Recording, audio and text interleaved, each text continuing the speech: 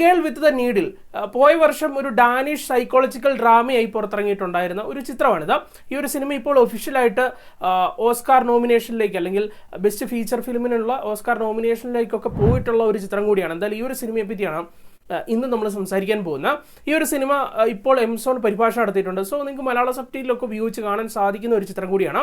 പരിഭാഷ നമ്പർ എന്നുള്ളത് 3442 എന്നുള്ളതാണ്. അതുപോലെ തന്നെ ഷിഹാസ് പരുത്തിവിള എന്ന ആളാണ് ചിത്രത്തിൻ്റെ പരിഭാഷയും നടത്തിയിട്ടുണ്ടായിരുന്നത്. ഇനി സിനിമയുടെ ഒരു ത്രെഡ് എന്താണെന്ന് ചോദിച്ചു കഴിഞ്ഞാൽ, തുടക്കത്തിൽ തന്നെ നമ്മുടെ നായികയെ കാണിച്ചുകൊണ്ടാണ് സിനിമ ആരംഭിക്കുന്നത്. നായികയാകട്ടെ ഡെൻമാർക്കിലാണ്, 1919 കാലഘട്ടത്തിലുമാണ് അവളുള്ളത്. സോ ഒരു ഹിസ്റ്റോറിക്കൽ ഫിലിമായിട്ട് കൂട്ടിക്കോ. ഇനി സംഭവത്തിലേക്ക് എത്തുമ്പോഴത്തേക്കും അവളുടെ ജീവിതം എന്നുള്ള അത്രയും ഒരു സന്തോഷപൂർണ്ണമായ ഒന്നല്ല. കാരണം ഒരുപാട് ഇഷ്യൂസും കാര്യങ്ങളൊക്കെ അവളുടെ ലൈഫിലുണ്ട്. പ്രധാനമായിട്ട് പറയേണ്ടത് അവളുടെ ഹസ്ബൻഡ് ആ ഒരു ടൈമിൽ യുദ്ധവും കാര്യങ്ങളൊക്കെ നടക്കുന്ന ഒരു ടൈമാണ്. ആ യുദ്ധത്തിൽ പങ്കെടുക്കാൻ പോയിട്ട് കുറച്ച് നാളുകളായി അല്ലെങ്കിൽ വർഷങ്ങളായി ഇതുവരെയായിട്ടും തിരിച്ചെത്തിയിട്ടില്ല. എന്ത് സംഭവിച്ചു എന്ന് പോലും അറിയത്തില്ല. ഒറ്റപ്പെട്ട അവസ്ഥയാണ്.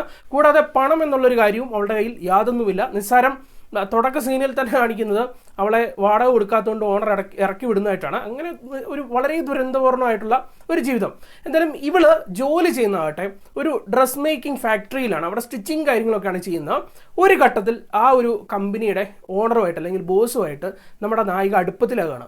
അപ്പോൾ നായികയ്ക്ക് ഒരു ഹോപ്പായി. കാരണം ഇതുവരെയുള്ള ഒരു ദുരന്തപൂർണ്ണമായിട്ടുള്ള ജീവിതം ദൈവമായിട്ട് അവസാനിപ്പിക്കാൻ പോവുകയാണല്ലോ എന്നുള്ള തോന്നൽ അവൾക്ക് മാത്രമല്ല പ്രേക്ഷകർക്കും തോന്നുന്നുണ്ട്. എന്തായാലും അതിനുശേഷം അവളുടെ ജീവിതം മെച്ചപ്പെട്ടോ അല്ല എന്തൊക്കെയായിരിക്കും സംഭവിച്ചിരിക്കുക എന്ന് കാണിച്ചു തരുന്നതാണ് ചിത്രത്തിൻ്റെ പ്രമേയം എന്നുള്ളത്. ഈ ഒരു സിനിമയെ നിങ്ങളിങ്ങനെ ഒരൊറ്റയ്ക്ക് ആരോരുമില്ലാതെ ഒരൊറ്റയ്ക്ക് തനിച്ചിരുന്ന ഒരു ഹെഡ്സെറ്റൊക്കെ കുത്തി വളരെ ശ്രദ്ധയോടെ ഇരുന്ന് കാണുകയാണെങ്കിൽ ഒരു കിടു എക്സ്പീരിയൻസ് തന്നെയായിരിക്കും സമ്മാനിക്കുക. അതിനുള്ള കാരണം എന്നുള്ളത് ഈ സിനിമയുടെ സ്റ്റോറി ആകട്ടെ അല്ലെങ്കിൽ പെർഫോമൻസ് ആകട്ടെ അല്ലെങ്കിൽ ഓവറോൾ എക്സിക്യൂഷൻ ആകട്ടെ ഇതൊക്കെ അത്തരത്തിലാണ് നിൽക്കുന്നത്. ഇപ്പം ഈ സിനിമയുടെ കഥയൊക്കെ എടുത്ത് നോക്കുകയാണെങ്കിൽ ഈ കരോൾ എന്ന് പറയുന്ന നമ്മുടെ നായിക അല്ലെങ്കിൽ ഒരു സ്ത്രീ കഥാപാത്രം, ആ ഒരു സ്ത്രീ അവളുടെ ലൈഫിൽ അനുഭവിക്കുന്ന അവസ്ഥകൾ, അതിനെ തുടർന്ന് അവൾ എടുക്കുന്ന ചില തീരുമാനങ്ങൾ, അതുകൊണ്ട് അവൾക്കുണ്ടാകുന്ന ചില പ്രശ്നങ്ങൾ, അങ്ങനെയുള്ള ഒരു ലൈനിലാണ് അല്ലെങ്കിൽ ഒരു സ്ത്രീയാണ് കാണിച്ചു തരുന്നത്.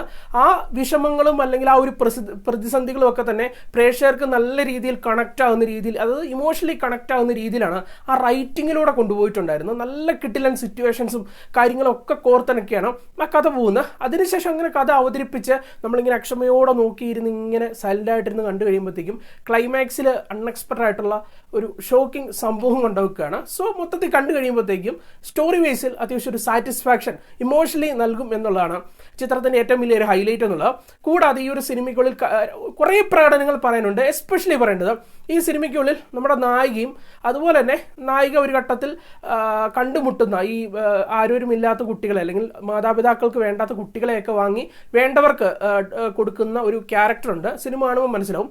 ഈ രണ്ട് ക്യാരക്ടേഴ്സിനെയും അവതരിപ്പിച്ചിട്ടുണ്ടായിരുന്ന അഭിനേത്രികൾ ഒരു രക്ഷയില്ലാത്ത പ്രകടനമാണ് കാഴ്ചവെച്ചിട്ടുണ്ടായിരുന്നത്. എസ്പെഷ്യലി ഇപ്പം നായികയായിട്ട് കരോൾ എന്ന് പറഞ്ഞ ഒരു ക്യാരക്ടറിനെ അവതരിപ്പിച്ചിട്ടുണ്ടായിരുന്നത് വിക് കാർമെൻസോൺ എന്ന് പറയുന്ന ആക്ട്രസ് ആണ്. നൈസായിട്ടുള്ള ഒരു പ്രകടനം നിങ്ങൾക്ക് കണ്ടു കഴിഞ്ഞാലേ മനസ്സിലാവുള്ളൂ. ഒരുപക്ഷെ ഈ ഒരു വർഷമൊക്കെ ഒരു ബെസ്റ്റ് ആക്ട്രസിനൊക്കെ ഉള്ള ഒരു അവാർഡ് പുള്ളിക്കാരത്തി കൊടുത്താൽ പോലും അല്ലെങ്കിൽ ഒരു ഓസ്കാറൊക്കെ സജസ്റ്റ് ചെയ്താൽ പോലും നമുക്കത് അത്ഭുതപ്പെടുത്താനൊന്നുമില്ല. എനിക്ക് തോന്നുന്നു ആ ഒരു നോമിനേഷൻ പോയിട്ടില്ലെന്ന് എനിക്ക് തോന്നുന്നത്. പക്ഷെ അത്രയും കിട്ടുമായിട്ടുള്ള പെർഫോമൻസ് ആണ് കൊടുത്തിട്ടുണ്ടായിരുന്നത്.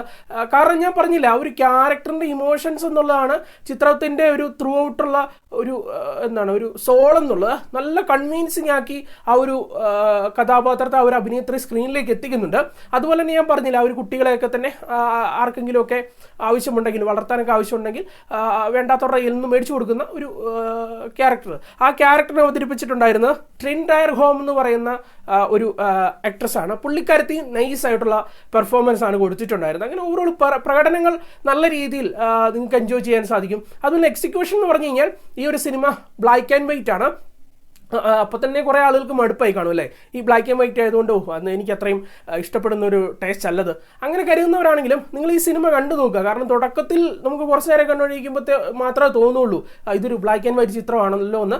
പക്ഷേ മുന്നോട്ട് അങ്ങ് പോകുമ്പോഴത്തേക്ക് ആ ഒരു ഫീലൊക്കെ അങ്ങ് മാറുകയാണ്. കാരണം ആ ഒരു ബ്ലാക്ക് ആൻഡ് വൈറ്റ് എന്നുള്ളതാണ് ശരിക്കും ഈ ഒരു സിനിമയുടെ ഒരു ബ്യൂട്ടി എന്നുള്ളത്. ബിക്കോസ് ആ ഒരു സ്റ്റോറിയും ആ പ്രകടനങ്ങളും അല്ലെങ്കിൽ ആ ഒരു സെറ്റിങ്ങും എല്ലാം തന്നെ ആ ഒരു രീതിയിലാണ് ചെയ്തു വെച്ചിരിക്കുന്നത്. സോ ഈ ബ്ലാക്ക് ആൻഡ് വൈറ്റ് എന്നുള്ളത് നല്ല രസമായിട്ട് നിങ്ങൾക്ക് ഫീൽ ഫീൽ ചെയ്യും. അതുപോലെ ചിത്രത്തിൻ്റെ സിനിമാറ്റോഗ്രഫി കാഴ്ചയാകട്ടെ, ചിത്രത്തിൻ്റെ കോസ്റ്റ്യൂം ഡിപ്പാർട്ട്മെൻറ്റ് അവരുടെ വർക്കാകട്ടെ, അല്ലെങ്കിൽ ആർട്ട് ഡിപ്പാർട്ട്മെൻറ്റിൻ്റെ വർക്കാകട്ടെ, അല്ലെങ്കിൽ സിനിമയ്ക്കുള്ളിൽ നൈസായിട്ട് പോകുന്ന ആ ഒരു മ്യൂസിക് വർക്കാകട്ടെ, ഇതൊക്കെ കൊണ്ടും അത്യാവശ്യം ടെക്നിക്കലിയും ഒരു സാറ്റിസ്ഫാക്ഷൻ തീർച്ചയായിട്ടും നിങ്ങൾക്ക് നൽകും. മൊത്തത്തിൽ പറയുമ്പോഴത്തേക്കും എന്നോട് ചോദിച്ചു കഴിഞ്ഞാൽ തീർച്ചയായിട്ടും ഒന്ന് കണ്ടു നോക്കേണ്ട സിനിമയാണ്. അത് ഞാൻ ആദ്യം പറഞ്ഞ പോലെ തന്നെ വളരെ സൈലൻ്റ് ആയിട്ട് നിങ്ങളിങ്ങനെ ശ്രദ്ധയോടെ 2 മണിക്കൂർ 2 മിനിറ്റ് അങ്ങനെ എന്തുവാണ് ദൈർഘ്യം എന്നുള്ളത് ഈ മൊത്തം സമയം മാറ്റിയിട്ട് ഫുള്ള് ശ്രദ്ധ ഈ ഒരു സിനിമയ്ക്ക് കൊടുക്കുക. എന്നിട്ട് ഇങ്ങനെ ആ ഒരു കഥാപരിസരമായിട്ട് ഇഴുകിച്ചേർന്നിരുന്ന് കാണുകയാണെങ്കിൽ കുറച്ച് കഴിയുമ്പോഴത്തേക്കും ഇത് സിനിമ എന്നുള്ളൊരു കാര്യം മറന്നിട്ട് നമ്മുടെ മുന്നിൽ എന്തൊക്കെയോ ജീവിതങ്ങളാണ്, എന്തൊക്കെയോ ഇമോഷൻസ് ആണ് മുന്നിൽ നടന്നുകൊണ്ടിരിക്കുന്നുള്ളൊരു ഫീൽ തീർച്ചയായിട്ടും ഈ ഒരു സിനിമ നൽകും. തീർച്ചയായിട്ടും കണ്ടു നോക്കുക. പേഴ്സണലി അത്യാവശ്യം നല്ല രീതിയിൽ കണക്റ്റ് ആയ ഒരു സിനിമ എന്ന് പറയാൻ സാധിക്കും.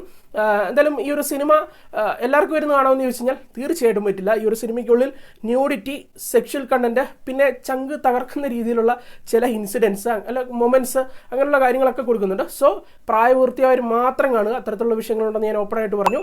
ഈ ഒരു സിനിമയ്ക്ക് ഏറ്റവും കുറഞ്ഞത് ഒരു 7/10 ആണ് നൽകുന്നത്. 10/7. കണ്ടിട്ട് അഭിപ്രായങ്ങൾ പങ്കുവച്ചേക്കണം. നമുക്ക് മറ്റൊരു സിനിമയുടെ വിശേഷമായിട്ട് കാണാം. ബൈ.